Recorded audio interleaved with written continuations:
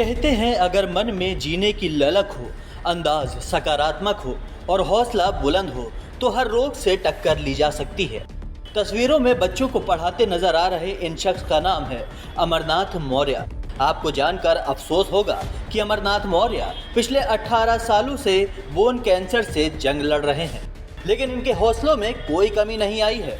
जी हाँ, अमूमन ऐसा होता है कि कैंसर से ग्रस्त होने के बाद इंसान अंदर से टूट जाता है, जिसके बाद ये रोग उसे अंदर ही अंदर जकड़ता चला जाता है। लेकिन बहुत कम ही लोग होते हैं जो अपने बुलंद हौसलों और मजबूत इच्छा शक्ति के बल पर कैंसर को मात दे देते हैं। उन्हीं में से एक हैं अमरनाथ मौर्य। अमरनाथ मौर्य रामनगरी अयोध्या के मानापारा गांव के रहने वाले हैं।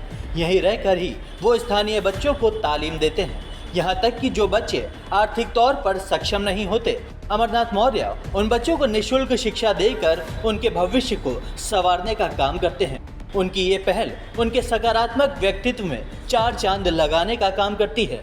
बहरहाल, आपको ये जानकर अफसोस भी होगा, हैरानी भी होगी और शायद गुस्सा भी आएगा कि ऐसे व्यक्ति को बेहतर इलाज के लिए अभी तक किसी भी तरह की कोई प्रशासनिक मदद नहीं मिली है। जन्मभूमि टुडे के संपादक रामधारी यादव के साथ खास बातचीत में अमरनाथ मौर्य ने अपना दर्द बयां किया। नमस्कार, जन्मभूमि टुडे में आपका स्वागत है। मैं हूं रामधारी यादव। आज शिक्षकों की बात अगर की जाए, शिक्षकों की बात, गुरु की बात, वेद पुराण धर्म ग्रंथ हर जगह कहा गया है। गुरु गोविंद दो खड़े काके लागों पाए, बलिहारी गुरु आपनो गोविंद दियो बताए। इस लाइन को चरितार्थ करते हुए अयोध्या के एक युवा हैं जिन्हें पिछले 18 वर्ष पहले, कह सकते हैं 18 वर्ष पहले उनको बोन कैंसर हुआ। इसके बाद वो कई जगह गए, उनका इलाज संभव नहीं हो सका। इसके बाद उन्होंने ठान ली कि अपने क्षेत्र के युवाओं और अपने लोगों को, अपने बीच के बच्चों को शिक्षित करेंगे। शिक्षा करने का एक बीड़ा उठाया। हालांकि किसी विद्यालय में नहीं पढ़ाते हैं, लेकिन लगातार 18 सालों से यहाँ के क्षेत्रों के बच्चों को शिक्षित कर रहे हैं। हम ऐसे शिक्षक की बात कर रहे हैं। ये हैं अमरनाथ मौर्य, जो अयोध्या के गोसाईगंज विधानसभा में मानापारा गांव के रहने वाले हैं। अमरनाथ मौर्य जी, अभी आप जो है 18 सालों से इस संघर्ष में हैं। आपको दर्द होती है, परेशानी होती है, फिर भी आप इसको बीड़ा उठाएं। इसको आप किस तरीके से देख रहे हैं और क्या क्या परेशानियां आई आपको? जीवन में हमें तो बहुत परेशानियां आई। जब से हम युवा हुए हैं, एक ना एक घटनाएं हमारे साथ घट रही हैं। लेकिन जब मैं बोन कैंसर से पीड़ित हुआ और लाइलाज बीमारी हो गई, तो हमने अपने जीवन में एक दृढ़ निश्चय कर लिया कि मैं बच्चों के भविष्य को सुधारूंगा। और यही प्रण करके मैं आज 18 साल से बच्चों को शिक्षा दे रहा हूं। और जो बच्चे गरीब हैं, उनका निःशुल्क मैं सेवा उपलब्ध करता हूं और बच्चों को कापी किताब भी दे देता हूं। इच्छा अनुसार किसी गार्जियन को कोई दबिश नहीं डालते हैं। जो थोड़ा 200-250 रुपये दे देते हैं, उसी में मैं संतुष्ट होकर बच्चों के भविष्य को संभाल रहा हूँ। अमरनाथ जी, अगर किन किन विषयों को आप पढ़ाते हैं और किस लेवल के बच्चों को पढ़ाते हैं? मैं कक्षा 1 से 8 तक बच्चों को इंग्लिश मीडियम और हिंदी मीडियम दोनों बच्चों को पढ़ाते हैं।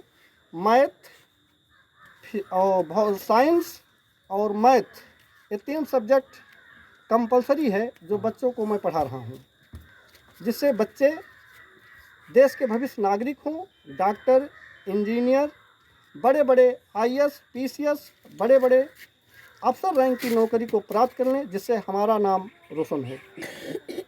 अच्छा, अभी आप पढ़ाते हैं तो आप क्या फीस, किस तरीके की फ़ीस या कोई रियायत बरतते हैं लोगों को, या फिर जो इस तरीके से अभी आपने कहा कि गरीबों को, इस तरीके से लोग जो परेशान लोग हैं उनके भी बच्चे पढ़ रहे हैं और आप लगातार अनवरत करते रहते हैं, कोई भी परेशानी हो, कोई भी समस्या हो, तो क्या आपको बाहर से भी कोई सहयोग करने आया अभी तक?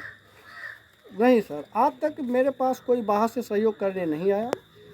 मैं अपने इच्छा अनुसार पढ़ा रहा हूँ और इसमें किसी की दबिश नहीं है।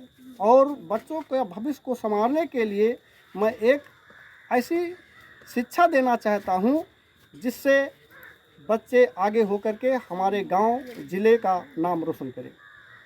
अच्छा, कहीं से सरकारी मदद की कोई आपके पास अपेक्षा थी, या आपने कभी किया या आपको मिली नहीं? हमने आज तक सरकारी संस्थाओं से अपेक्षा नहीं किया और ना आज तक मुझे कोई देने आया। मैं अपने इच्छा अनुसार ये काम कर रहा हूँ। अच्छा अमरनाथ जी, अभी जैसे आप आज की परिवेश में जो शिक्षा है, शिक्षक हैं, और पहले शिक्षा और शिक्षक में क्या अंतर आप देखते हैं? पहले के शिक्षक जो थे वे बहुत कर्तव्यनिष्ठ और लगन के साथ पढ़ाते थे। आज के शिक्षक जो हैं उनसे बेटर पढ़ाने की कोशिश करते हैं। जो बच्चा पढ़ने लायक होता है, शिक्षक के बातों को अपने दिमाग में बैठा लेता है, अध्यापक सही कह रहा है, वो बच्चा मन और तन से लगा करके पढ़ाई करता है, वो बच्चे की ज़िंदगी में सुधार आता है। अच्छा, बच्चों को क्या संदेश देना चाहेंगे आप? क्या करें, या और लोग जो इस तरीके से हतोत्साहित हैं, परेशानी है जिनको, जो बीमारी, परेशानी, समस्याओं से हतोत्साहित हो जाते हैं, परेशान हो जाते हैं, आप उनको क्या संदेश देना चाहेंगे कि आप जैसे कठोर स्थिति में आप बच्चों को पढ़ा रहे हैं और आप निराश नहीं हुए, आप क्या लोगों को क्या संदेश देना चाहेंगे जो इस तरीके से लोग परेशान हैं और निराश हो जाते हैं?